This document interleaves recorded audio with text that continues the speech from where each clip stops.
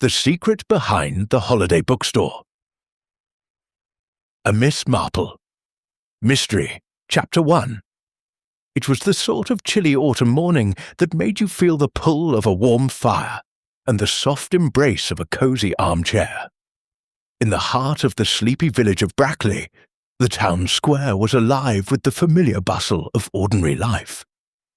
The cobblestone streets, still damp from the morning dew, reflected the soft golden light of the sun, which peeked through the mist like a shy guest. But it wasn't the weather that had drawn the villagers to the square this morning. It was the opening of a new business. For weeks now, there had been a quiet hum of anticipation surrounding the grand opening of the Holiday Bookstore, a quaint little shop tucked between the bakery and the apothecary. A small crowd gathered in front of its charming, ivy-clad facade, eager to catch a glimpse of the bookshelves that had promised to fill the void left by the previous antique store that had closed its doors nearly 2 years ago. Inside, the shelves were stacked high with the very best that literature had to offer. And as the door swung open, the scent of old leather and freshly printed paper wafted into the crisp air, inviting passers-by to step in. It was an enticing place, both nostalgic and new. In one corner, a collection of rare volumes sat in glass cases, while in the other, a warm fire crackled in an old hearth, casting flickering shadows across the room. Miss Marple, however, was not interested in the books or the fire. She stood at the edge of the crowd, her keen eyes taking in the scene, but not for the same reasons as the others. For her, the excitement was not in the opening of the store, but in the subtle undercurrents she could sense beneath the festive air. There was a certain tension in the air, something that couldn't be put into words, something that even the most observant villager might miss. It was the tension of secrets, of hidden lives, of untold stories waiting to surface. Miss Marple's gaze lingered on the bookstore's proprietor, a young woman with dark hair and sharp eyes, who was carefully arranging a display near the front door. Mrs. Edwina Clark, the new owner, was well known in the village, but not in a way that brought her much warmth. There had been whispers, rumours that she had left London under mysterious circumstances, though no one had ever dared to ask her directly. The villagers were too polite, too eager to forget the past. "Good morning, Miss Marple," came a voice behind her, snapping the detective from her thoughts. It was Mrs. Gibbons, a local widow with a penchant for gossip. "Have you come to see the grand opening as well?" "Good morning, Mrs. Gibbons," Miss Marple replied softly, her voice carrying the weight of 1,000 quiet observations. "I confess, I'm more curious about the atmosphere than the books themselves. There's something rather unsettling about this place." "Unsettling? Oh, my dear, that's a strong word." Mrs. Gibbons chuckled, her wide, cheerful face scrunching into a smile. "This is nothing but a lovely little bookstore. Everyone's excited. What could be unsettling about that?" Miss Marple's eyes flickered back to the young woman arranging the display, her lips pressed into a thin line. "It's not the bookstore, Mrs. Gibbons," she said, her tone measured. "It's the people, always the people." Mrs. Gibbons blinked, not quite understanding, but dismissed the remark with a shrug. "Oh, you and your thoughts, Miss Marple. Perhaps you'd like to join me for some tea at the vicarage later? A little refreshment after all this excitement?" "I believe I'll take a rain check, thank you," Miss Marple said, her attention already shifting. "I'll be about, observing for now." As Mrs. Gibbons wandered off, Miss Marple's gaze once more returned to Mrs. Clark, who was now speaking to a well-dressed man who had just entered the shop. There was a subtle tension in their exchange, too polite, too measured. Miss Marple watched carefully as Mrs. Clark's lips barely moved, but her eyes hardened just enough to give away something underneath the surface. She was hiding something, and Miss Marple had learned long ago that in such matters appearances could be deceiving. Just as Miss Marple was about to turn and leave, a shout from across the square caught her attention. A figure running through the crowd crashed into the front of the bookstore. The man stumbled forward, his hand clutching his chest as he gasped for breath. "Help! Someone! Please!" he shouted, his voice trembling with panic. The crowd froze. Mrs. Clark's face drained of colour as she rushed forward, but it was too late. The man collapsed onto the ground in front of the bookstore, his eyes wide open but lifeless. The small crowd, once buzzing with excitement, was now gripped by fear. Someone had died. And Miss Marple had already begun to form a picture in her mind, one that would soon be confirmed. There was far more to the young woman behind the counter than met the eye. Chapter 2. The silence in the square was deafening. The suddenness of the man's collapse left an unsettling stillness in the air, and it seemed as if time itself had momentarily stalled. The crowd, once so eager to celebrate the opening of the holiday bookstore, now stood frozen in shock. Only the echoing thuds of Miss Marple's footsteps disturbed the calm as she made her way forward, her eyes observing every movement with quiet precision. The man who had fallen was still clutching his chest, his face pale and contorted in a grimace of pain. His clothing, a dark suit, slightly worn but well-tailored, was now crumpled beneath him. Miss Marple knelt beside him, the crowd hesitating at a respectful distance. No one dared to approach too closely, as if fearing the man's death might be contagious. Mrs. Clark was already bending over him, her expression unreadable, though Miss Marple noted the slight tremor in her hands as she tried to feel for a pulse. "He's gone," Mrs. Clark said, her voice tight. "Oh my God, he's dead." A murmur rippled through the crowd, followed by a collective gasp.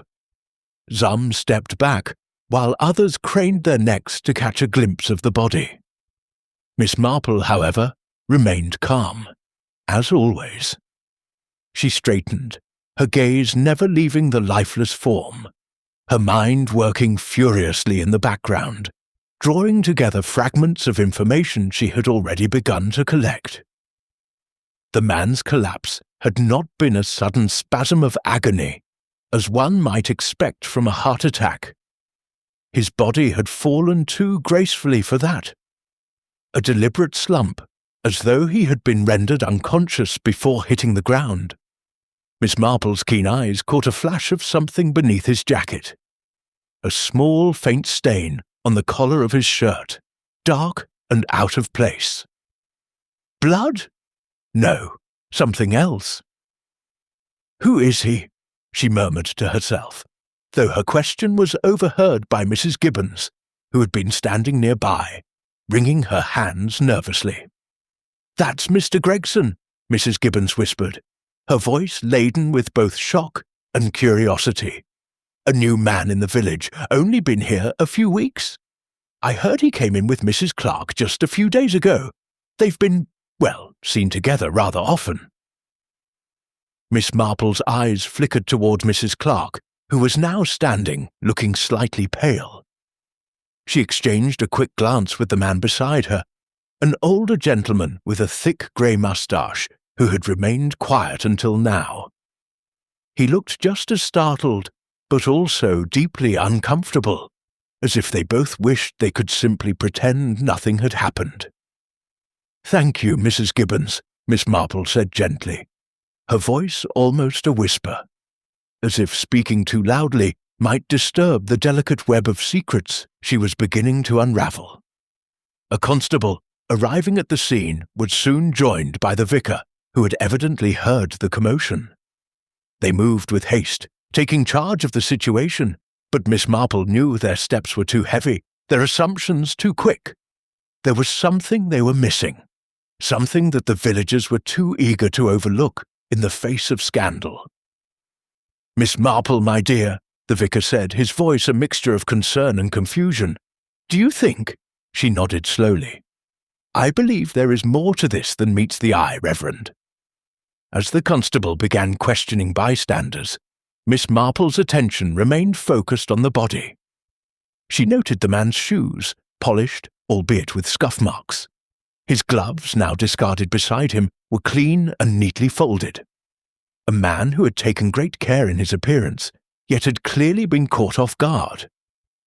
Miss Marple had learned long ago that it wasn't always the grand gestures that revealed a person's true character.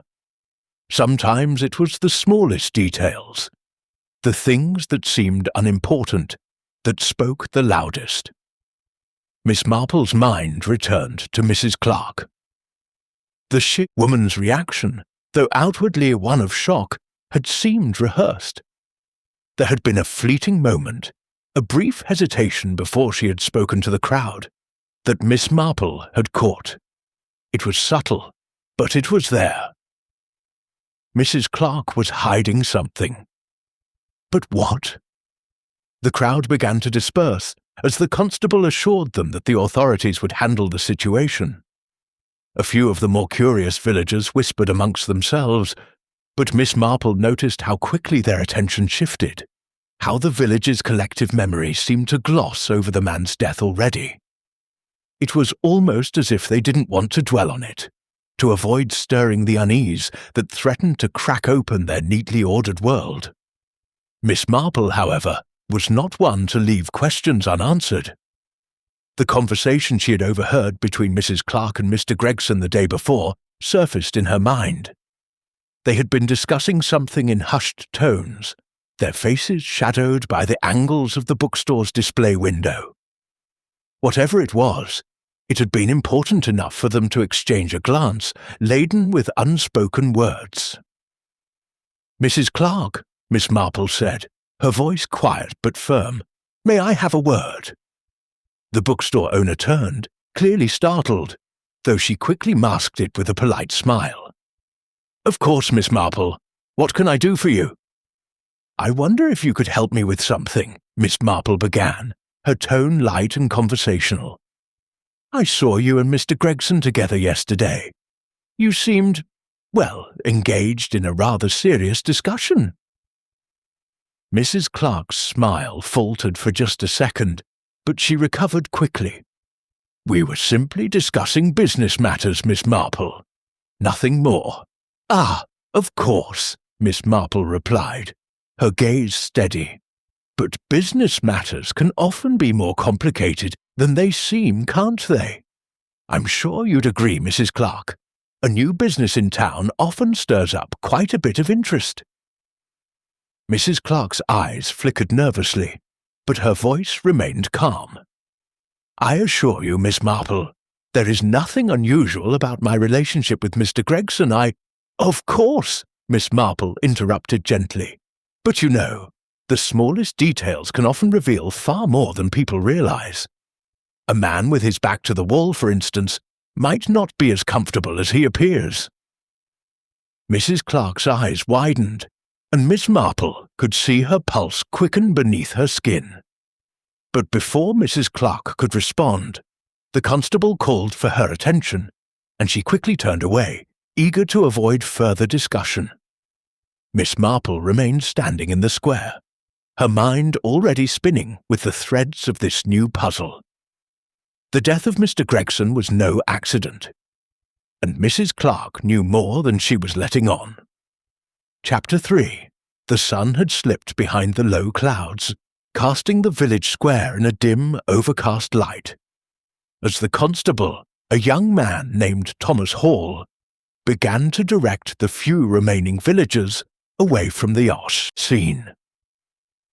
The excitement that had once filled the air had evaporated, replaced by an uneasy tension.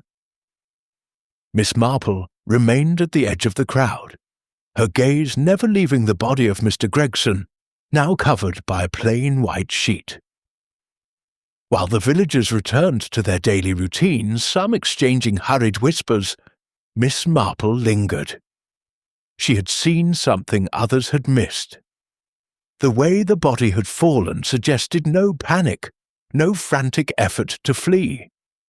It had been a controlled descent, as if the man had known his fate was sealed. But who would kill him, and why?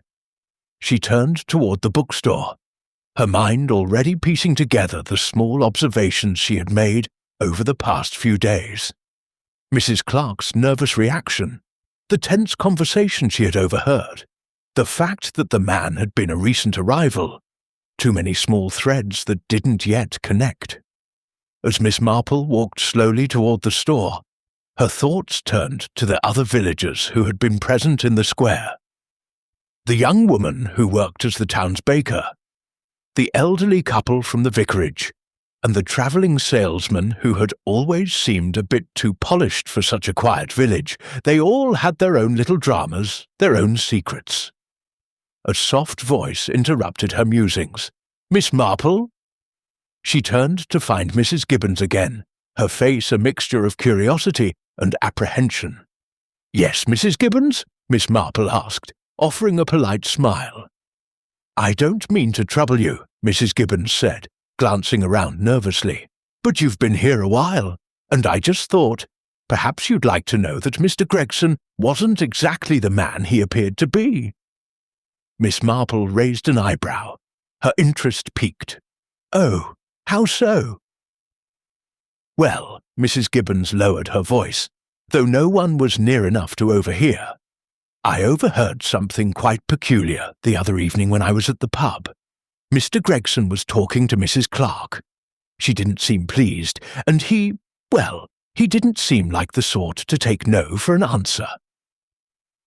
Miss Marple kept her expression neutral, though inwardly she took note. "Do you remember the exact words?" she asked softly. "I wish I did," Mrs. Gibbons replied, wringing her hands. "But it was more the tone. There was something so insistent about him. I've never heard her sound so flustered, not even when her brother was in town. It wasn't about business, though, I can tell you that." "Interesting," Miss Marple murmured, her gaze drifting toward the bookstore again. She noted how the window was slightly ajar, a faint breeze ruffling the curtains inside. It was a small detail, but it did not escape her notice. There was more to Mrs. Clark's relationship with Mr. Gregson than she had let on. "Thank you for sharing that, Mrs. Gibbons," Miss Marple said, her voice gentle. "I'm sure it will prove useful in time." Mrs. Gibbons nodded quickly and scurried off, leaving Miss Marple standing at the edge of the square. As she watched the villagers return to their routines, she found herself wondering how many of them had been privy to similar exchanges, similar secrets. In a village like Brackley, where everyone knew everyone else's business, it was often the quietest people who carried the heaviest burdens. Back at the holiday bookstore, Mrs. Clark had returned inside, and the door was firmly shut behind her. Miss Marple approached the building, her steps measured and purposeful. She paused at the window and peered inside. From her vantage point, she could see Mrs. Clark pacing back and forth, her hands wringing together in visible distress. The young woman was trying to keep her composure, but Miss Marple could see through the facade. There was fear in Mrs. Clark's movements, something that went beyond the simple shock of a man's death. Miss Marple considered her options. There were many ways to approach this situation: direct confrontation, subtle inquiry, but none of them seemed quite right yet. The time wasn't ripe. Just then she heard the unmistakable sound of approaching footsteps behind her. Turning, she saw Constable Hall making his way toward the bookstore, his face set in a grim expression. He looked up as he reached Miss Marple, giving her a polite nod before turning his attention to the shop. "Miss Marple, I suppose you're still interested in this," he said, a hint of reluctant admiration in his voice. I don't suppose you've figured it out yet, have you?" "Figured it out?" Miss Marple repeated, feigning innocence. "Goodness, no. I'm just trying to make sense of it all, as I'm sure you are." Hall gave her a doubtful look but said nothing more. He walked to the door and knocked, a firm rap on the wood. After a moment, Mrs. Clark appeared, her face pale but composed. "Yes?" she asked, her voice cool but tight with the edges of anxiety. "Good afternoon, Mrs. Clark," Constable Hall began. "I'm afraid we need to speak with you regarding the unfortunate incident earlier today. May we come inside?" Mrs. Clark hesitated for a fraction of a second, then nodded, stepping aside to allow the constable and Miss Marple to enter. The air inside the bookstore was thick with the scent of paper and ink, but Miss Marple also detected the faintest trace of something else. Tension, an almost imperceptible sense of fear that hung like a cloud in the room. "We are trying to understand exactly what happened," Hall said, as he crossed the room and took a seat by the fire. "Mr. Gregson's sudden collapse. It's very odd. No one saw him struggling. No one heard him make a sound. What do you know of him?" Mrs. Clark, now standing behind the counter, glanced at Miss Marple, but said nothing for a long moment. "He was a recent acquaintance," she replied, her voice measured. "I can't say I knew him well. He came to the village only a short time ago, and I believe he was trying to start over." "Start over?" Hall asked, raising an eyebrow. "Interesting choice of words. You don't think there might have been something more to his arrival here? Something that the villagers don't know?" Mrs. Clark's eyes flickered to Miss Marple once more, as though she was gauging her reaction. "I don't think that's relevant," she said curtly. "What matters is that he's dead, and we need to find out why. But I can't be of much help, Constable. I barely knew him." Miss Marple stepped forward, her voice calm but firm. "Mrs. Clark, you said he was trying to start over. What exactly did he mean by that, do you think?" Mrs. Clark hesitated, her lips pressing together. I don't know. It's not for me to say." Chapter 4. The next morning, the sleepy village of Brackley had returned to its familiar rhythm, but beneath the surface, a quiet unease still lingered. The excitement surrounding Mr. Gregson's sudden death hadn't faded completely, though the villagers were doing their best to go about their daily business as usual. The gossip had started naturally, though many still weren't sure whether the death had been an accident, a health issue, or something more sinister. Miss Marple, however, had long since moved beyond the speculation that seemed to occupy the rest of the village. Her mind was already sifting through the facts, picking apart the little details that others overlooked. The body had been found in a public place, yet no one had heard a struggle. There had been no signs of violence, no screams. It was almost as if Mr. Gregson had simply dropped dead. The fact that he had appeared to be well and healthy only deepened the mystery. Miss Marple had been around long enough to know that appearances often concealed more than they revealed. After a quiet breakfast, Miss Marple made her way back to the holiday bookstore, where she hoped to gather more information. She found the door unlocked, though Mrs. Clark was nowhere in sight. The bookstore was a quiet sanctuary now, the shelves of books standing undisturbed, but Miss Marple's eyes darted to the counter and the door to the back room, which was slightly ajar. She walked over to the counter and, as she did, noticed the same faint unspoken tension in the air that had been there yesterday. Mrs. Clark's absence was telling. The young woman had been absent since the previous day's events, and Miss Marple had no doubt that she was hiding something. But what? The soft sound of footsteps behind her interrupted her musings, and Miss Marple turned to see Constable Hall entering the shop. His brow was furrowed in thought, and he looked decidedly uncomfortable. "Ah, Miss Marple," he greeted her, though his voice lacked its usual confidence. "I thought I might find you here. I wanted to speak with Mrs. Clark, but she's not around, I see." Miss Marple nodded, her eyes scanning the shop. "She seems to be taking some time away after the incident," she said, her voice calm. "It's understandable, given the circumstances."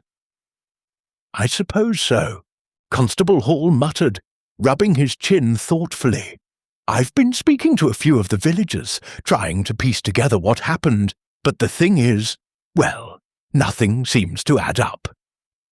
Miss Marple raised an eyebrow. Her interest piqued. "In what way, Constable?" "Well, take a look at this."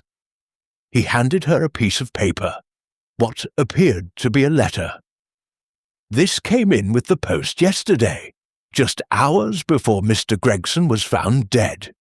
It's addressed to Mrs. Clark, but I'm not sure who sent it. It's curious, don't you think?" Miss Marple took the letter and unfolded it carefully. The handwriting was neat, though the words were clipped, almost urgent. "We need to meet. There's no more time. If you don't, I will take matters into my own hands. You've been warned." It was unsigned. "Interesting," Miss Marple murmured, her eyes narrowing as she read the letter again. "This certainly adds another layer to the mystery. Mrs. Clark has a secret, and it seems that Mr. Gregson was tied to it in some way. But why would he be killed, if he was part of whatever secret she was hiding?" Constable Hall looked at her, clearly baffled. "You think Mr. Gregson was involved in something like that? It's all a bit far-fetched, Miss Marple." Miss Marple smiled faintly. "The most unlikely explanations are often the closest to the truth, Constable. People rarely act in the way we expect. But you're right about one thing. There's more to this than a simple death." Before Hall could respond, the door to the back room creaked open, and Mrs. Clark stepped into view, looking pale and drawn. She glanced between the two of them, clearly startled to find them there. For a moment, her eyes flickered with something unreadable. Fear, perhaps, but she quickly composed herself. "Constable, Miss Marple," she said, her voice polite but strained. "Is there something I can help you with?" "We were just discussing the letter you received yesterday," Miss Marple said, her voice gentle. "It seems troubling." Mrs. Clark's face paled even further, but she held her ground. I don't know what you mean," she replied, her voice faltering for only a brief moment. "I haven't received any letter." Miss Marple's gaze sharpened, but she did not press further. "I see," she said slowly. "Perhaps it's nothing after all. It was simply an assumption on our part." Mrs. Clark's eyes narrowed for the briefest moment, but she quickly masked her reaction. "I'm sorry, but I must insist, there's nothing to discuss. Mr. Gregson was a stranger to this village. I don't know why anyone would want to harm him." "But you do know him," Constable Hall interjected. "You had been seen together several times in the days leading up to the incident." A flicker of something crossed Mrs. Clark's face, a fleeting hint of unease, before she straightened. "I told you. He came to the village only recently, and we had business matters to discuss, nothing more." Miss Marple, who had been watching the exchange closely, allowed the silence to stretch for a few seconds, before speaking. "Yes, business matters. A common thread, I'm sure, in most of your interactions, Mrs. Clark." She let the words hang in the air for a moment before adding, "But there's always something more beneath the surface, isn't there?" Mrs. Clark's expression hardened slightly, but she said nothing more. Miss Marple, sensing the conversation was at an end for the moment, stood up and glanced toward the door. "I'm sure you'll have a busy day ahead of you, Mrs. Clark," she said. "I do hope we can speak again soon." As Miss Marple and Constable Hall stepped out of the shop, the constable's face was a mask of frustration. "She's hiding something, isn't she? The woman's lying through her teeth." Miss Marple did not respond immediately, her mind already racing. The lies are always the most telling part of a mystery, Constable. But I believe we have only scratched the surface. There's more to this than meets the eye. More people involved, more motives hidden beneath the calm exterior of this village. And we must find out what it is. Chapter 5. The sun had dipped low in the sky, casting long shadows across Brackley's quiet streets, as Miss Marple walked slowly back to her cottage. She had spent the day speaking with a few villagers, all of whom seemed to offer little more than polite pleasantries or vague snippets of information that left her with more questions than answers. The pieces of the puzzle, however, were beginning to take shape. Slowly, like a patchwork quilt, the clues were revealing themselves, if one knew how to read them. As she turned down the path leading to her home, she heard the familiar clip-clop of approaching footsteps. She glanced over her shoulder and saw Constable Hall, walking briskly in her direction. His face, as usual, betrayed nothing, but Miss Marple could sense the tension in his stride. "Good evening, Miss Marple," he said, tipping his hat politely as he came to a stop beside her. "I thought I might find you here."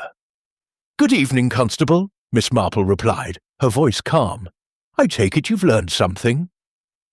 "I've spoken to a few more people," Hall said, looking uncomfortable, as if he wasn't entirely sure what to make of the information he had gathered. "And I've been to the vicarage, of course, but none of it really seems to lead anywhere. There are contradictions everywhere." "Contradictions, you say?" Miss Marple's interest piqued. "How so?"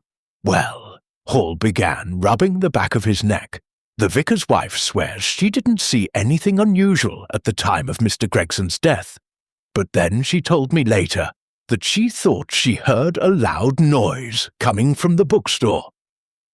And then there's the baker. He swears he saw someone leaving the shop late last night.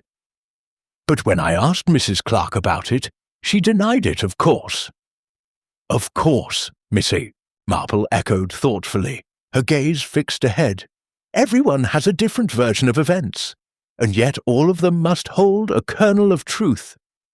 It's in the gaps, the moments when people's stories don't quite match, that the real answer lies." Hall sighed. "I suppose that's true, but where do we go from here, Miss Marple? What are we missing?" Miss Marple stopped walking and turned to face him, her eyes sparkling with quiet determination. "We're missing one thing, Constable. We're looking at the wrong clues." "The wrong clues?" Hall repeated, clearly puzzled. "What do you mean? You've been asking the wrong questions, Constable," Miss Marple said gently. "Instead of focusing on the loud noises or the people leaving the store, look at the people who were already there. Focus on the ones who stayed. It's the ones who remain, who know more than they let on, that you should be watching." Hall's brow furrowed. "I don't understand. What are you suggesting?" "I suggest we return to the bookstore," Miss Marple replied, her voice quiet but insistent. "There's something we've overlooked." The door to the holiday bookstore opened with a soft creak as Miss Marple and Constable Hall stepped inside. The air was still, heavy with the scent of paper and dust. The faint light from the window cast long, slanted shadows across the floor. For a moment, the silence was almost oppressive, as though the room itself was holding its breath. Miss Marple moved toward the counter, where she had first spoken to Mrs. Clark the day before. Her fingers brushed over the polished wood, as if seeking some hidden detail, something that others might have missed. She looked up at Hall. "Do you recall the conversation we had with Mrs. Clark yesterday, Constable, about her business dealings with Mr. Gregson?" Miss Marple asked, her voice low. Yes, of course, Hall replied. She was quite insistent that they were merely discussing business matters. But it didn't sound like much of an explanation, did it? Exactly, Miss Marple said. It was an explanation that didn't sit right. And there's something else that bothered me.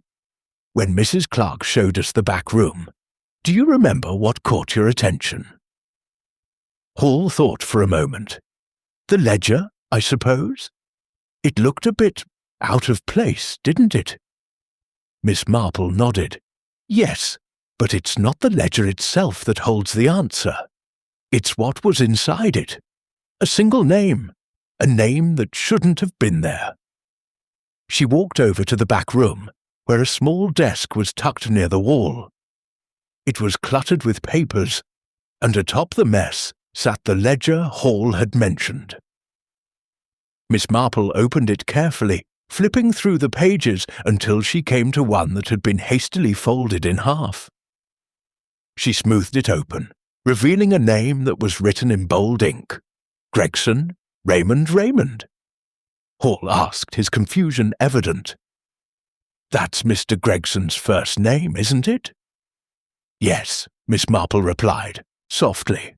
But it's also a name that wasn't known to anyone in the village, not until now. Hall blinked. You mean this ledger wasn't just recording business transactions? It was a personal record. Miss Marple nodded, her mind already piecing things together. It appears that Mrs. Clark wasn't just selling books. She was involved in something far more personal, perhaps even dangerous. And this ledger? It's not just for show. It holds secrets that only she would understand. Hall looked over Miss Marple's shoulder, his expression one of growing realization. So, what does this mean? What's the connection between Mrs. Clark and Mr. Gregson? Miss Marple closed the ledger with a soft snap. I believe Mr. Gregson was not merely a customer. He was involved in something far more complex. The clues are beginning to fit together, Constable. But we need to ask one more question. Why did he have to die? Before Hall could respond, a sound from the front of the store interrupted them. The door opened, and Mrs. Clark stepped inside. Her eyes widened in shock when she saw them, standing over the ledger. "What are you doing here?" she asked, her voice tight with barely contained panic. "Mrs. Clark," Miss Marple said gently, "we were just looking at your ledger. I think we may have uncovered something important." Mrs. Clark's eyes darted to the ledger, and for a moment she seemed paralyzed with fear.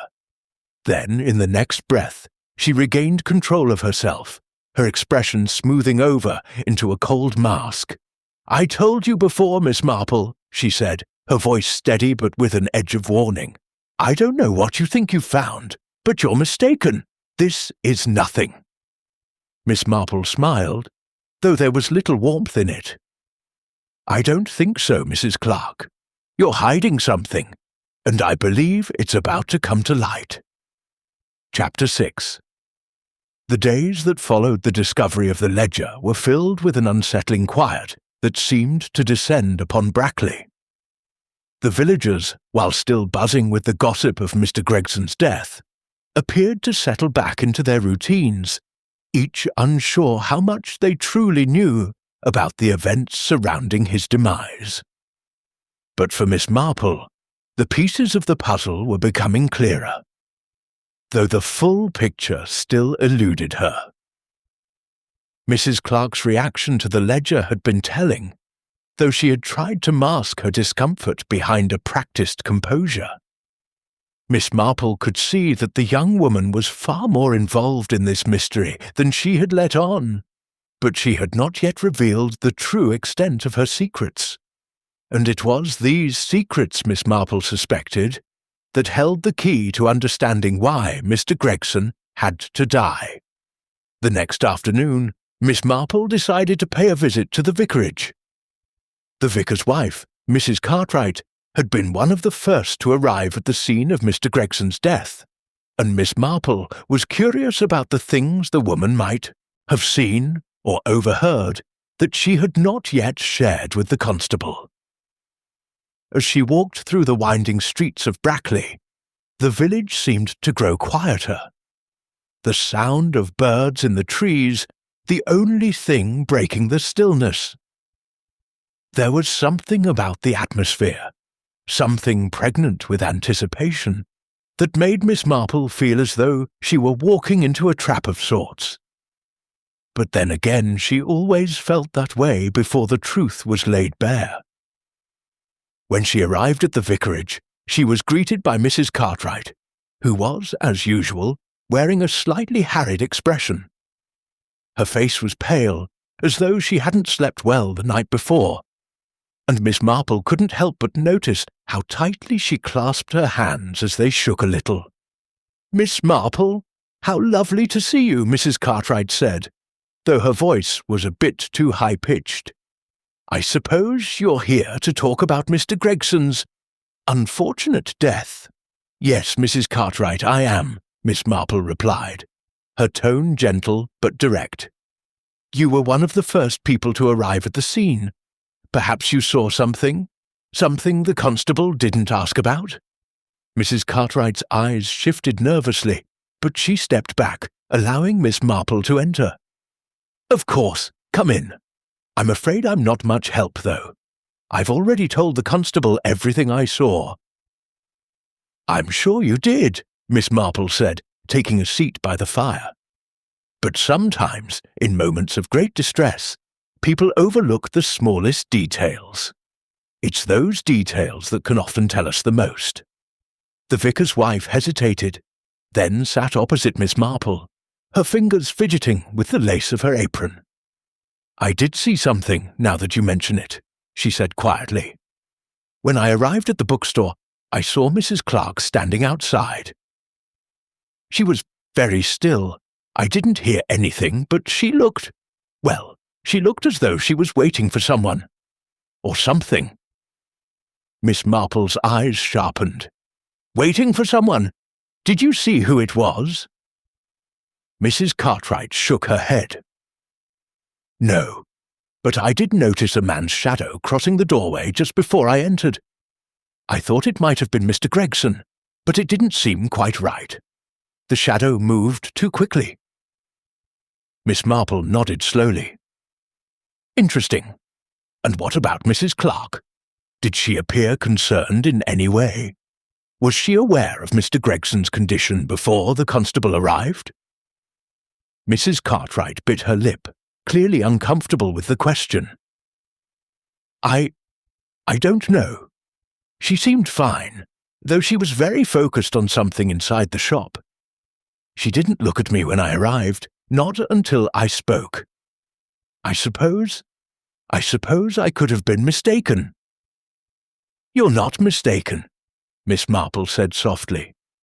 "Sometimes people behave in ways that make us doubt our perceptions, but those very perceptions are often what we need to trust." Mrs. Cartwright's face softened, as though she was beginning to realize that Miss Marple wasn't here to accuse her of anything. "You think Mrs. Clark knows more than she's letting on?" "I do," Miss Marple said, "and I think it's time we learned what she's hiding." That evening, Miss Marple returned to the holiday bookstore, her mind racing with the new information she had uncovered. It was clear that Mrs. Clark had been involved with Mr. Gregson in some capacity, but how? And what had led to his death? She stood outside the bookstore for a moment, watching the fading light of day reflect off the windows. The shop was empty, but the shadow of something darker seemed to hang around it. After a few minutes, Miss Marple turned the doorknob and stepped inside. The familiar scent of leather and ink filled her senses. There was no sign of Mrs. Clark, but Miss Marple was not expecting her. The young woman was likely hiding, no doubt trying to buy herself some time. Miss Marple, however, was in no mood for waiting. She moved to the counter, where the ledger still lay, slightly open as she had left it. She ran her fingers over the pages again, retracing the names and figures that had been hastily scribbled in the book. She had already read through it multiple times, but there was something she had missed. A pattern, perhaps, or a name that she had not fully understood until now. She stopped at a particular entry. Gregson, Raymond, the man's name, but there was something else. Miss Marple's fingers paused over another name, written just below it, Ems Clark. "Ah," Miss Marple whispered to herself, a small smile forming on her lips. "I see now." Chapter 7. The discovery in the ledger had unsettled Miss Marple. Monsieur Clark was the name beneath Gregson, Raymond. She had suspected Mrs. Clark's involvement in some capacity, but this new detail suggested something far more personal than simple business dealings. There was a deeper connection between the two, one that had yet to be fully revealed. But for now, Miss Marple knew she had to focus. She couldn't let herself get distracted by the mystery of the ledger just yet. The death of Mr. Gregson was still unresolved, and the other, more pressing question remained: who had killed him, and why? That evening, as the village settled into its usual quiet rhythm, the mood in Brackley shifted again. The peace that had returned since the initial shock of the death was suddenly shattered by another even more shocking event. A second murder, this time a body found in the local cemetery. Miss Marple heard the news only minutes after it had spread through the village. The Constable Hall had arrived at the vicarage to inform her, his face pale with shock. "Miss Marple, you have to come," Hall said breathlessly. It's Mrs. Clark. She's been found dead, and I think someone's trying to cover up what happened." Miss Marple's heart skipped a beat. Mrs. Clark, the woman who had been at the centre of the mystery, was now dead. The implications were staggering, but Miss Marple had learned long ago not to jump to conclusions too quickly. There had to be a reason behind this, and she wasn't about to let the truth escape her grasp. "Lead the way, Constable," Miss Marple said, her voice calm despite the chaos that swirled around her. The cemetery was a grim place under the shadow of the setting sun. The tombstones, weathered and ancient, seemed to lean in as though they were silently witnessing the newest tragedy. Constable Hall had led Miss Marple to a small, secluded corner of the graveyard, where the body of Mrs. Clark had been found, lying face down in the grass. The circumstances of her death were eerily similar to Mr. Gregson's. No sign of struggle, no obvious violence, just a lifeless body. But there was one important detail that made the scene stand out. Mrs. Clark's hands were clasped tightly around a small, crumpled piece of paper. Miss Marple knelt beside the body, her fingers brushing the paper with a practiced touch. She unfolded it slowly, her eyes scanning the contents. It was a note, hastily written, its ink smudged as if it had been scribbled in a hurry. "Meet me at the Old Oak. Tonight. We finish this, once and for all." The words were sharp and urgent, yet still managed to convey an underlying sense of finality. Miss Marple felt a shiver run down her spine as she read the note again. It was clear now that the events leading to Mrs. Clark's death, and Mr. Gregson's, were not random. They had been part of something far larger, something that had been set into motion long before either of them had arrived in Brackley. "I don't understand," Constable Hall muttered, his eyes wide with confusion as he looked at the body. If Mrs. Clark was meeting someone, why was she alone? Who could have done this? "That's the question, Constable," Miss Marple said softly, "and I believe we've been overlooking something important. There's a reason why Mrs. Clark's death mirrors Mr. Gregson's so closely. It wasn't just that she was involved with him. It's that they were both involved in something far darker than we realized. She stood, her mind working furiously. The note speaks of finishing something once and for all. That suggests there was unfinished business that needed to be completed. Miss Marple turned back to the constable, her eyes narrowing. It's not just a coincidence that they both died the way they did. The person behind these deaths wanted something from them, and they were willing to go to any lengths to get it. Hall's face was pale, his jaw set. So, what now? Do we know who did it? Miss Marple's gaze drifted toward the distant oak tree that stood at the far end of the cemetery. The note had mentioned meeting there, and something in the back of her mind was telling her that this oak tree held the key to unravelling everything. Not yet, Miss Marple replied, though her voice was steady. But we need to follow the path that Mrs. Clark was walking. The answer lies at that tree, Constable. I am certain of it. By the time they reached the oak tree, the night had settled fully around them. The wind was picking up, sending the branches swaying and creaking ominously in the dark. The air felt thick with tension, and Miss Marple knew that the final pieces of the puzzle were within her grasp. She stopped in front of the ancient oak, her eyes scanning the ground. At first, there was nothing unusual, but then, at the base of the tree, her gaze caught a flash of something small and shiny. Miss Marple crouched down, her fingers brushing aside the fallen leaves, revealing a small metal key. It was an old-fashioned key, the kind that might open a small chest or a hidden drawer. "Well now," Miss Marple murmured, "what have we here?" Hall looked on, his confusion deepening. "What does it mean, Miss Marple? What's it for?" Miss Marple stood, her eyes fixed on the key. "I believe it's the key to something hidden, and that something is the final piece of this puzzle." She turned toward Hall, her expression determined. "It's time we visited the house of Mrs. Clark." Chapter 8. The cool night air was sharp as Miss Marple and Constable Hall made their way through the winding streets of Brackley. The discovery of the small metal key had sent a chill through Miss Marple, but it also brought her closer to an answer she had been searching for. She could feel it in her bones. The truth was within her grasp, and she was ready to uncover it.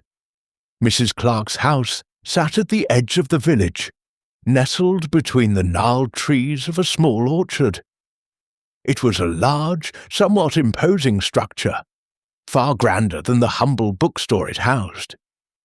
The windows were dark, and the heavy curtains drawn tightly shut, as if the house itself was trying to hide from the world. Miss Marple knew that if there was anything hidden inside, it would be behind those closed doors. The constable was still puzzled, his brow furrowed in confusion as he followed her up the stone path toward the front door. "Miss Marple," he said quietly, "are you sure about this? We're entering a private home without any authority. It could cause problems." "I'm well aware, Constable," Miss Marple replied, her voice calm but resolute. "But sometimes rules must be bent when the truth is at stake. Mrs. Clark's death was no accident, and her connection to Mr. Gregson is only the tip of the iceberg. If we are to understand what truly happened, we need to find out what she was hiding, and I suspect that this house holds the key." The door creaked open with a slow, reluctant groan, as Miss Marple turned the handle, stepping into the dark hallway. A heavy silence enveloped the space, thick with the weight of the past. The house seemed to echo with the memories of its former occupants. "I'll check the rooms upstairs," Hall whispered. "You search the lower floor, Miss Marple. Be careful." Miss Marple nodded, her fingers tightening around the small key she had discovered. She could feel its significance now, its weight more than just physical. There was something she needed to unlock, something she knew would bring clarity to everything that had happened in the village. She moved through the darkened rooms with quiet steps, taking in the surroundings. The furnishings were old but well-maintained, the kind of tasteful decor one might expect from someone with wealth and influence. Yet, the oppressive atmosphere of the house felt different. There was no warmth here, no sense of comfort. It felt like a place where secrets were stored, hidden away in the shadows. Her search took her to the study at the back of the house, where an ancient wooden desk stood under a large window. Miss Marple moved toward it, her eyes scanning the surface for any sign of a hidden compartment or lock.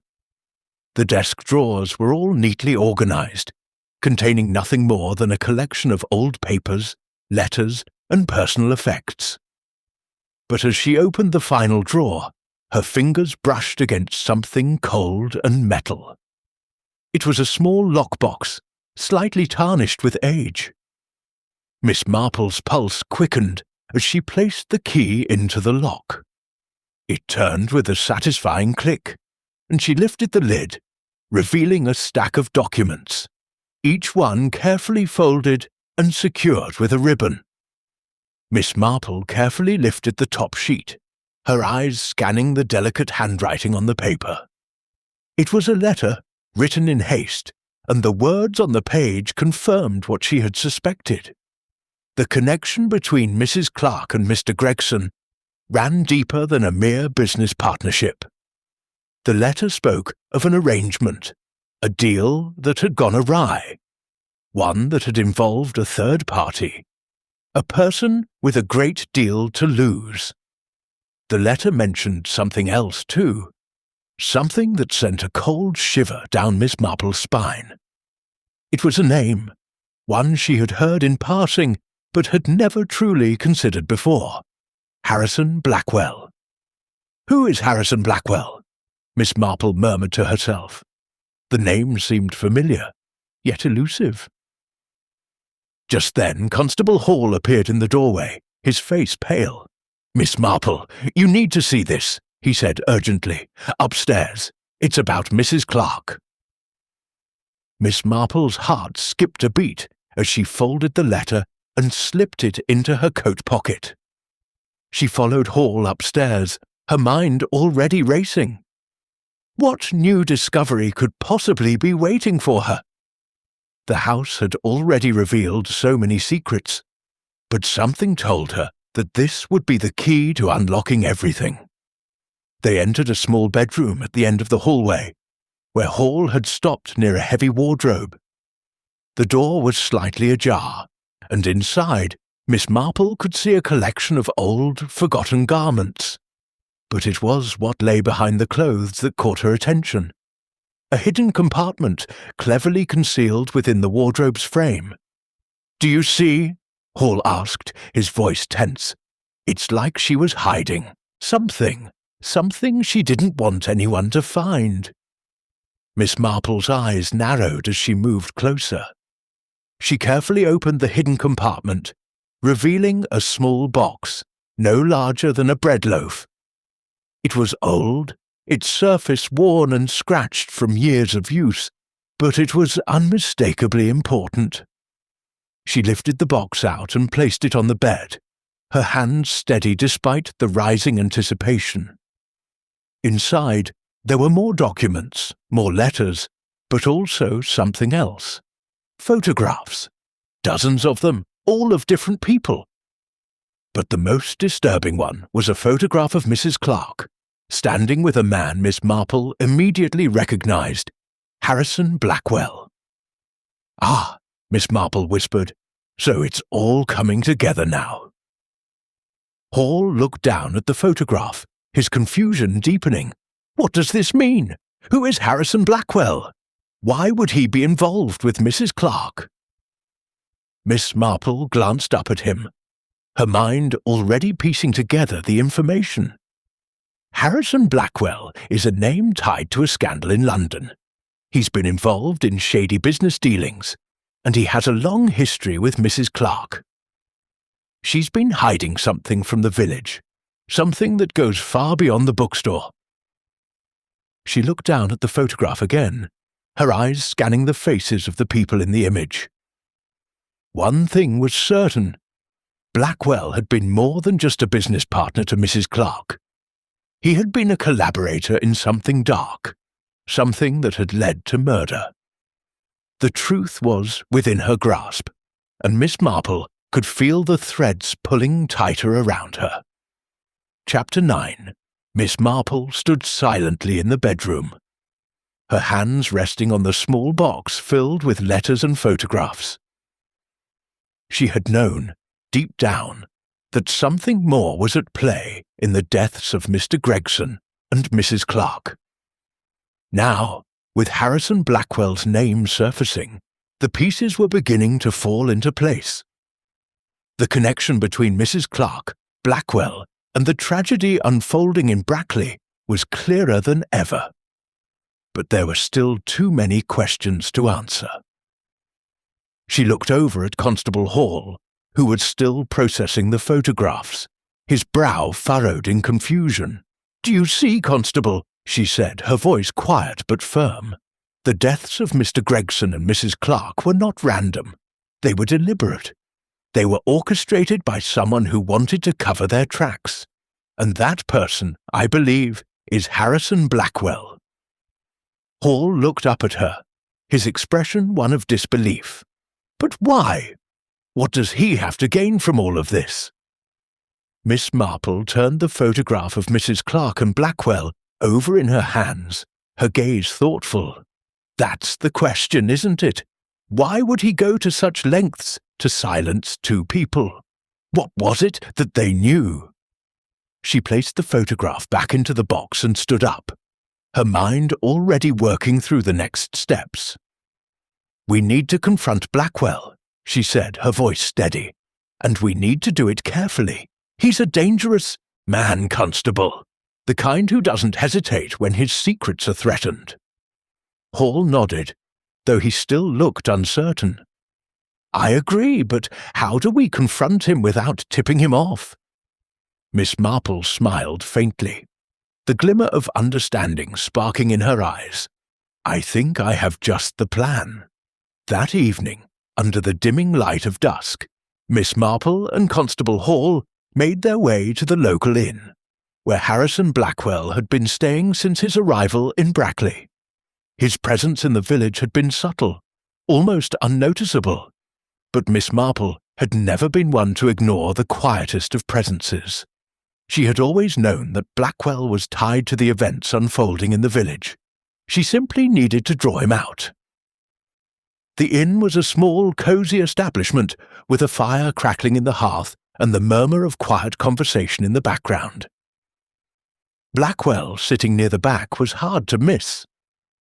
He was a tall man, with sharp features and a commanding presence that seemed to demand attention without ever asking for it. He looked as though he belonged in a larger city, not in this sleepy village. His eyes flicked briefly toward the door as Miss Marple and Hall entered, but he quickly turned his attention back to his glass, as though his mind were elsewhere.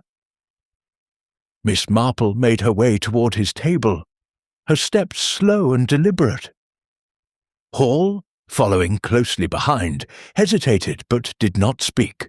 "Mr. Blackwell," Miss Marple said, her voice carrying a quiet confidence, "I hope I'm not disturbing you." Blackwell's eyes met hers, and for a moment his gaze was unreadable. Then a small, almost imperceptible smile tugged at the corners of his lips. "Not at all, Miss Marple. What can I do for you this evening?" Miss Marple took a seat without waiting for an invitation, her calm demeanour never faltering. "We've been making inquiries in the village, Mr. Blackwell, and I'm afraid your name has come up quite a bit." The smile faltered for a brief moment, But Blackwell quickly recovered, his tone smooth and controlled. "I'm sure you're mistaken. I'm simply here to take in the sights, nothing more." Miss Marple nodded, her eyes never leaving his. "You've been in Brackley long enough to know that the villagers are quick to gossip. And they're even quicker to draw conclusions. The deaths of Mr. Gregson and Mrs. Clark, for example. So tragic, don't you think? But we found that they weren't quite as simple as they first seemed." Blackwell's hand tightened around his glass, but his face remained neutral. "I have no idea what you're talking about, Miss Marple. I was only acquainted with Mrs. Clark through her bookstore, and as for Mr. Gregson, well, I never had the pleasure." Miss Marple leaned forward slightly, her gaze sharp. "You don't strike me as someone who doesn't have the pleasure of getting to know the people around him, Mr. Blackwell. Not when there's so much to gain." For a brief moment, there was a flicker of something fear, guilt in Blackwell's eyes. But he quickly masked it, his expression slipping back into the familiar facade of indifference. "You're overstepping, Miss Marple. I suggest you leave this to the authorities."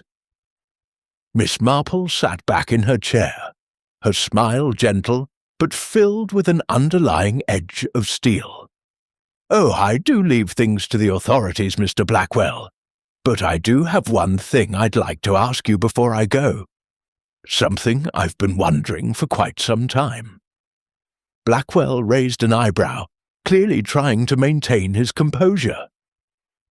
"And what might that be?" "Why did you come to Brackley, Mr. Blackwell?" Miss Marple asked, her voice soft. "What was your true reason for being here? I don't believe it was to simply visit a bookstore."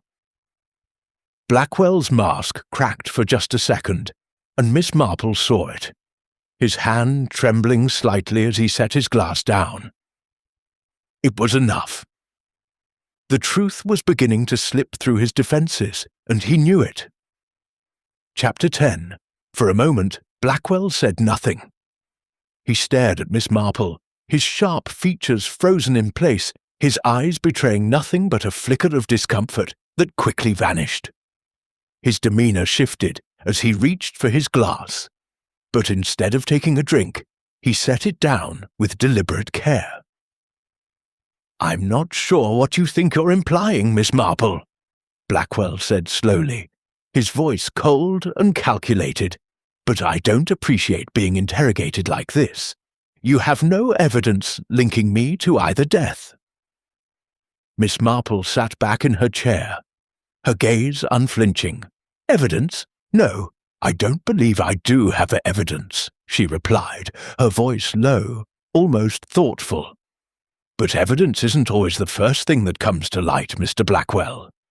Sometimes it's the smallest details that reveal the truth, things that others overlook." Blackwell's jaw tightened, but he masked his growing unease with a practiced smile. "I think you're mistaken," he said smoothly. "You seem to enjoy weaving stories out of thin air, but I assure you, I have no interest in what happened to Gregson or Mrs. Clark. I'm here on my own business, and that's the end of it." "Is it?" Miss Marple asked quietly, her eyes narrowing. "You see, Mr. Blackwell, I don't believe that's entirely true. You came to Brackley because you were hiding something far more dangerous than you realize. You came here to silence the only people who knew your secret. And now, you're the one left with nothing but a tangled web of lies and deceit." Blackwell's eyes flickered for just a second, a spark of something, fear, or perhaps rage, rising in his chest. But he quickly suppressed it, leaning forward in his chair with a predatory smile. "And what secret would that be, Miss Marple? You found a few dusty letters and photographs. You think that makes you some kind of expert?" "Perhaps," Miss Marple said softly, her voice almost a whisper. "But there's one thing that I know that you don't." Blackwell's expression faltered, a flash of irritation crossing his face. "And what would that be?" Miss Marple leaned forward, her gaze locked on his, her words deliberate. "I know how to read people. I know how to see what's hidden beneath the surface, Mr. Blackwell. And right now, I see a man who's running out of time. A man who's been caught in a lie so elaborate, he no longer knows where it ends. You're not the calm, collected businessman you pretend to be. You're a man on the edge, terrified of being exposed." For the first time, Blackwell's cool composure cracked. He stood up abruptly, his chair scraping against the floor. "You don't know anything," he spat. "You don't know the first thing about me." "I know everything I need to know," Miss Marple replied, her voice as steady as ever. "You came to Brackley for one reason only, to find Mrs. Clark and Mr. Gregson before they could reveal what you were involved in. The two of them were caught in your trap, Mr. Blackwell. And when they started to slip through your fingers, you killed them to keep your secret safe." Blackwell took a step back, his expression darkening. "I don't have to listen to this nonsense. You have no proof. You're making wild accusations based on nothing." Miss Marple didn't flinch. "You're right," she said, standing up slowly, her eyes never leaving his. "I don't have proof, but I will have it, soon enough." A long silence stretched between them, and in that moment Miss Marple saw something fleeting but undeniable, in Blackwell's eyes. It was fear, not the fear of being caught, but the fear of being exposed, of losing control. The mask was slipping, and Miss Marple could feel the tension in the air, thick and electric. "You think you've won, don't you?" Blackwell's voice was low now, almost a growl. "You think you've outsmarted me, but you haven't. You're just a meddling old woman playing detective. And when the time comes, you'll be the one left with nothing." "Perhaps," Miss Marple said softly, her tone calm but resolute. "But I don't think I'll be the one left with nothing. You see, Mr. Blackwell, the truth is always more dangerous than the lie, and it always comes out in the end." Miss Marple turned to leave, but before she could take a step, Blackwell's voice rang out once more, sharp and full of venom. "You're a fool, Miss Marple," he sneered. "You think you've got me figured out, but you're nothing more than an old woman with a knack for snooping around." Miss Marple paused at the door, her hand on the handle. She didn't turn to face him, but she spoke just loud enough for him to hear. "I'm not a fool, Mr. Blackwell, and you're not as clever as you think." With that, she opened the door and stepped out into the cool night air, leaving Blackwell behind. The final trap had been set. It wasn't long before the pieces of his facade would crumble. As Miss Marple walked away from the inn, she knew that the truth was only a few steps away now. Blackwell would make one final mistake, one slip-up that would reveal everything. It was only a matter of time. Chapter 11. The following days were filled with a palpable tension, the kind that settled thickly over Brackley like a fog that refused to lift. The villagers were still uneasy after the deaths of Mr. Gregson and Mrs. Clark, but the focus of their gossip had shifted slightly. The arrival of Harrison Blackwell in their midst had sent ripples through the small, tight-knit community. And now, with his behavior growing increasingly erratic, Miss Marple knew the time had come to expose the truth. She had watched him, listened carefully, and now she was ready to move forward. There was one last piece of the puzzle she needed to confront, and Blackwell's final slip-up had already been set in motion. It was early evening when Miss Marple returned to the village square, her thoughts focused. The air was crisp with the fading light of the day, and the shops had begun to close, leaving the streets eerily quiet. She had arranged to meet Constable Hall at the vicarage, knowing that the final confrontation would need to be handled with care. There was no room for error. The stakes were high, and Miss Marple could feel the weight of it all. She arrived at the vicarage to find Hall waiting for her, his face drawn and tense. He greeted her with a nod, his hand twitching at his side as though he were anxious to speak. "Miss Marple," Hall began, his voice low, "I've been keeping a close eye on Blackwell, and I think we've finally got him." Miss Marple nodded, her eyes sharp. "What did you find?" "He's been going to the churchyard," Hall said, glancing around nervously as though someone might overhear. "There's a spot there, near the old crypts where he's been spending time late in the evening. I'm not sure what he's doing, but there's something off about it. It's almost as if he's waiting for something or someone." Miss Marple's mind was already working, piecing things together. "It sounds like he's hiding something there," she said quietly, almost to herself. "Perhaps there's something in those crypts, something he doesn't want us to find."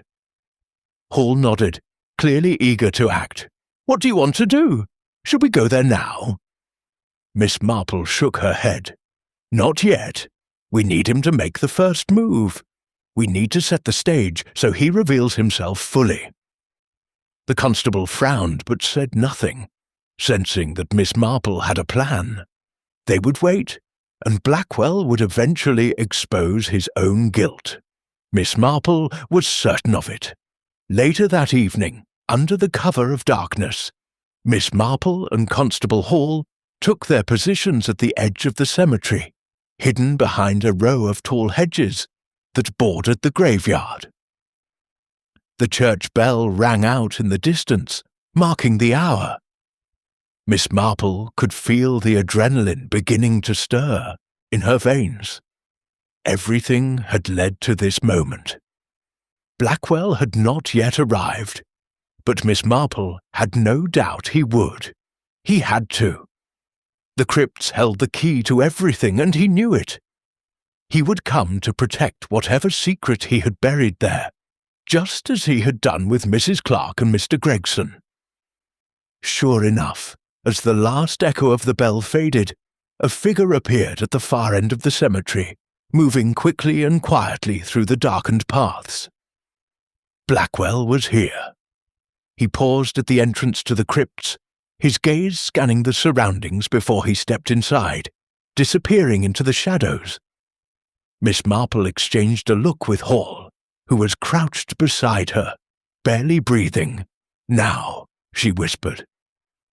They moved swiftly, their footsteps muffled by the earth beneath them. As they approached the crypts, Miss Marple's sharp eyes caught a glimpse of Blackwell, bent over one of the old, weathered tombstones, his hands working at something hidden beneath the stone. It was then that Miss Marple saw the glint of something metallic. A small lockbox, hidden away under the cover of moss and dirt. She stepped forward, her voice calm but commanding.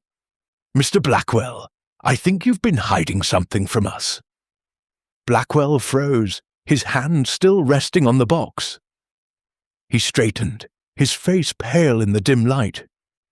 His eyes darted toward her, and for a moment, the calm, collected persona he had so carefully cultivated seemed to shatter. The mask had slipped, and Miss Marple saw the raw panic beneath it. You're mistaken," he stammered, his voice betraying his unease. "I don't know what you think you've found, but you're wrong. There's nothing here." Miss Marple stepped forward slowly, her gaze never leaving his. "I don't think I'm mistaken at all. I think you've been hiding your involvement in the deaths of Mr. Gregson and Mrs. Clark. and I think it's time we found out why." Blackwell's breath quickened, his eyes flickering to the lockbox. For a moment, he looked as though he might run, but he didn't. Instead, he took a deep breath and in one swift motion grabbed the box, slamming it shut as though to protect whatever lay inside. "Stop!" Miss Marple commanded, her voice sharp as steel. "It's over, Mr. Blackwell. You can't hide from the truth any longer." For a moment, Blackwell stood frozen, the box clutched tightly in his hands. Then, with a grimace, he turned, throwing the box into the nearby shrubbery as though it could erase the evidence. "You have no idea what you're dealing with," Blackwell hissed, his eyes wild with desperation. "I did what I had to do to protect myself. You think you've solved this little mystery, but you're just getting in the way, all of you." Miss Marple's voice was calm, but there was no mistaking the finality in her words. "The truth has a way of catching up with people, Mr. Blackwell. You've spent so long running from it, but it was always going to find you in the end." At that moment, Constable Hall stepped forward, his voice strong and authoritative. "We have enough, Blackwell. It's over. You're under arrest for the murders of Mr. Gregson and Mrs. Clark." Blackwell stiffened, his expression faltering. For the first time since Miss Marple had met him, there was no confidence in his face, only defeat. As Hall moved to apprehend him, Blackwell's shoulders sagged, and the fight drained from him. It was done. The truth had come to light, and nothing would ever be the same again. Chapter 12. The village of Brackley seemed quieter than ever after the events of that fateful night. The once vibrant, tightly knit community now carried an air of subdued reflection, as though something irreversible had shifted in the very fabric of the place. The arrest of Harrison Blackwell had sent shockwaves through the village, but the truth was finally out. No longer did the people of Brackley have to wonder who was behind the deaths of Mr. Gregson and Mrs. Clark. Miss Marple sat at her favourite spot by the window in her cottage, the late afternoon sun casting long shadows across the room. The kettle whistled gently on the stove, but Miss Marple didn't move. Her mind was elsewhere, reflecting on the events that had unfolded over the past weeks. She had seen the darkness in Blackwell's eyes, the fear and the desperation that had driven him to kill. But more than that, she had seen the tragic lengths to which he would go to protect his secrets. Constable Hall had been the one to bring him in, and Miss Marple had ensured that the police had enough evidence to make an airtight case. The lockbox, the letters, the photographs, they had all been key. But it was Blackwell's own confession, forced by the weight of his guilt and the relentless pursuit of the truth, that had sealed his fate. Blackwell had confessed to everything. His plan to eliminate Gregson, who had discovered his connection to a web of illegal dealings in London, had gone wrong when Mrs. Clark had become involved. The two had been caught in a dangerous game of manipulation, with Blackwell attempting to control both of them. But when Gregson had discovered more than Blackwell could afford to let him know, Blackwell had resorted to murder. He had killed Mrs. Clark to silence her as well, fearing that she would expose him. The police had recovered the evidence from the crypt, where Blackwell had been hiding the final piece of the puzzle, a letter from a powerful associate in London, promising him protection in exchange for his silence. Blackwell had underestimated Miss Marple's ability to see through his carefully constructed facade, but in the end, it had been his own actions, driven by fear and greed, that had led to his downfall. A knock at the door interrupted Miss Marple's thoughts, and she rose to answer it, her curiosity piqued. As she opened the door, Constable Hall stood on the threshold, holding a letter in his hand. "Good afternoon, Miss Marple," Hall had said with a slight smile. "I thought you might like to know that Blackwell's trial is set for next week. The evidence is clear, and he's not contesting anything. It's over." Miss Marple nodded, though she could see the weight of the situation still lingered in Hall's eyes. "And how is the village coping?" she asked softly. Hall hesitated before answering. "It's quiet.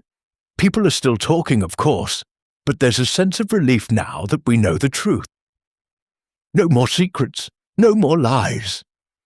Miss Marple smiled faintly. "Yes, the truth is a powerful thing, but it often comes with consequences." "That's true," Hall said, his voice somber. "I've been thinking about that. The village will move on, but it won't be the same. People are different now. They'll never forget what happened." Miss Marple took a deep breath, glancing out the window. "No, they won't, and neither will I." Hall handed her the letter. "This came for you. It's from the family of Mr. Gregson. They wanted to thank you for your help in solving the case. They didn't know who else to turn to." Miss Marple took the letter, her fingers brushing against the envelope as she looked at Hall. "I'm sure they appreciate the closure," she said quietly, "but sometimes closure is only the beginning." Hall nodded, then turned to leave. "I'll let you get back to your tea, Miss Marple. Thank you for everything." Miss Marple watched him walk away, her heart heavy with the weight of the events that had unfolded. The village would recover, eventually, but it would never be the same. The shadows of the past would always linger, even if the truth had been revealed. The next day Miss Marple sat by the fire, reading the letter from Mr. Gregson's family. Their words were heartfelt, expressing gratitude for the way she had unravelled the mystery and brought their loved one's killer to justice.